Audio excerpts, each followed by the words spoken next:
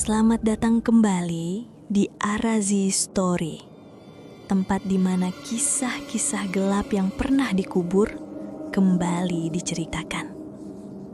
Malam ini, dengarkan baik-baik. Bukan semua suara layak diikuti, dan tidak semua bisikan berasal dari yang hidup. Ada suara yang hanya muncul saat kesunyian, dan ada yang memanggil dari tempat yang seharusnya sudah lama terkubur. Ini bukan kisah tentang keberanian. Ini adalah kisah tentang apa yang terjadi saat manusia melanggar perjanjian dengan kegelapan. Inilah kisah suara di balik sumur tua Desa Kelabu.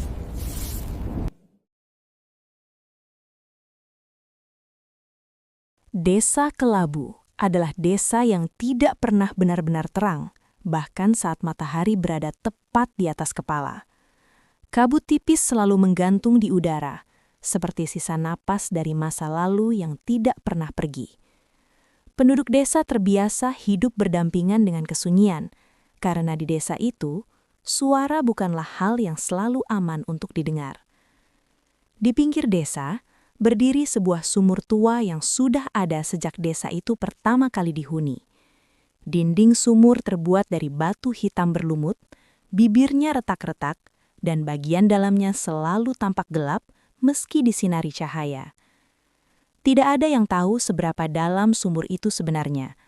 Tali timba yang pernah digunakan sudah lama membusuk dan menghilang, seakan ditelan kegelapan di dalamnya. Sumur itu bukan sekedar sumur. Ia adalah saksi dari perjanjian-perjanjian terlarang. Pada masa lalu, Desa Kelabu dikenal sebagai tempat berkumpulnya para dukun dari berbagai daerah. Mereka datang bukan untuk menolong, melainkan untuk meminta. Meminta kekayaan, kekuasaan, keselamatan, bahkan umur panjang. Dan semua permintaan itu diarahkan pada satu tempat, sumur tua di pinggir desa. Sumur itu dipercaya sebagai gerbang, bukan menuju air, melainkan menuju sesuatu yang tinggal di bawah tanah. Ritual selalu dilakukan pada malam tanpa bulan. Para dukun berdiri melingkar, membaca mantra yang tidak pernah dicatat, karena tulisan tentangnya dipercaya bisa membawa kematian. Sebagai balasan atas permintaan mereka, sumur itu meminta tumbal, bukan hewan, bukan benda, melainkan manusia. Bertahun-tahun ritual itu berjalan dan satu persatu orang menghilang. Hingga tibalah pada tumbal terakhir. Seorang wanita bernama Wati. Wati bukan dukun, ia bukan orang penting. Ia hanya warga desa Kelabu yang hidup sederhana dan jarang berbicara. Tubuhnya kurus, wajahnya pucat, dan matanya selalu terlihat kosong, seolah sudah lebih dulu melihat sesuatu yang tidak bisa dilihat orang lain. Tidak ada yang tahu bagaimana Wati bisa terlibat. Yang pasti, pada malam ritual terakhir, Wati dibawa ke sumur itu. Tidak ada teriakan, tidak ada perlawanan. Tubuhnya dijatuhkan ke dalam sumur begitu saja, seakan ia memang sudah ditakdirkan untuk berada di sana. Suara tubuhnya menghantam dasar sumur tidak pernah terdengar. Hanya keheningan yang jauh lebih pekat dari sebelumnya.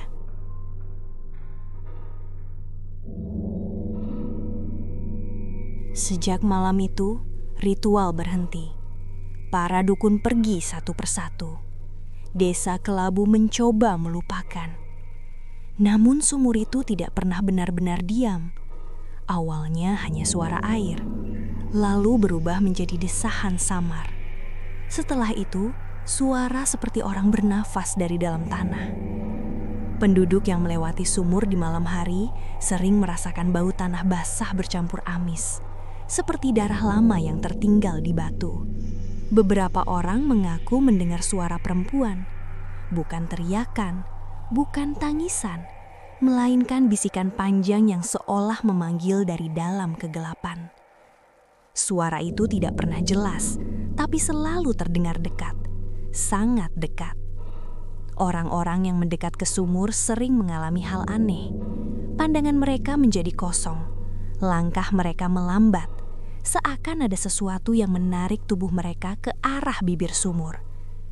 Dan ketika mereka sadar, mereka sudah berdiri terlalu dekat dengan perasaan ingin melompat meski tidak tahu alasannya. Penduduk desa mulai percaya bahwa Wati tidak pernah mati.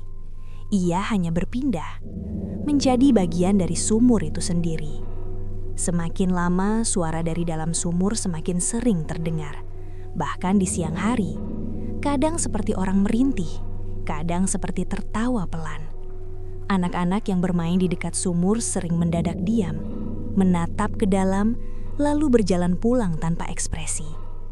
Beberapa hari kemudian, satu persatu penduduk desa mulai menghilang.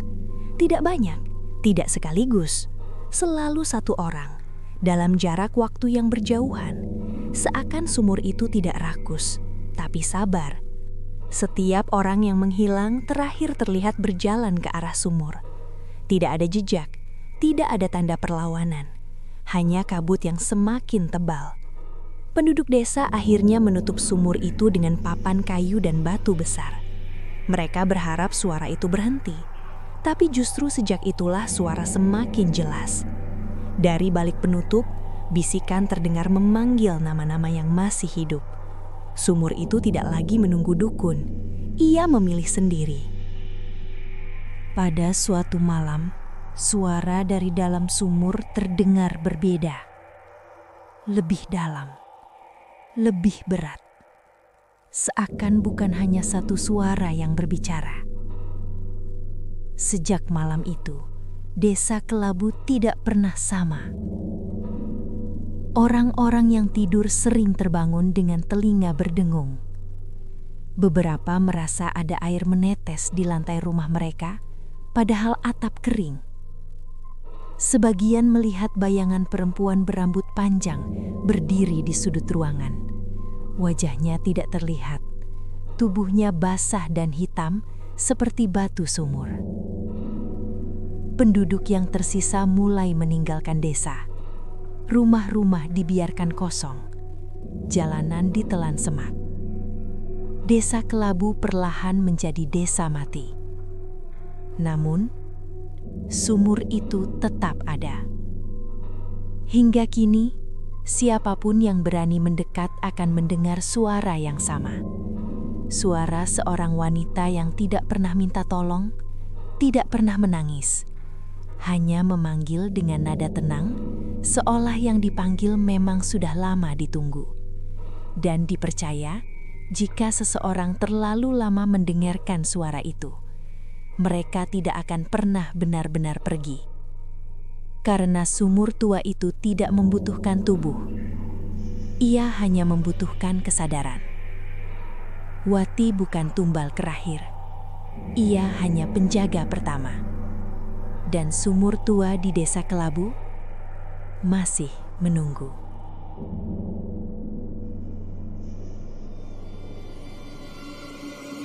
Tidak semua yang jatuh ke dalam kegelapan benar-benar hilang. Sebagian justru tetap tinggal dan menunggu. Jika suatu hari kalian mendengar suara memanggil dari tempat yang seharusnya sunyi, jangan jawab, jangan dekati. Karena bisa jadi itu bukan suara yang ingin didengar, melainkan suara yang ingin membawa kalian pergi. Terima kasih sudah menyimak kisah ini sampai akhir. Jika kalian suka cerita horor dengan nuansa gelap dan realistis, jangan lupa subscribe channel Arazi Story. Aktifkan lonceng notifikasi agar kalian tidak tertinggal kisah-kisah terlarang lainnya. Saya pamit. Sampai jumpa di cerita gelap berikutnya.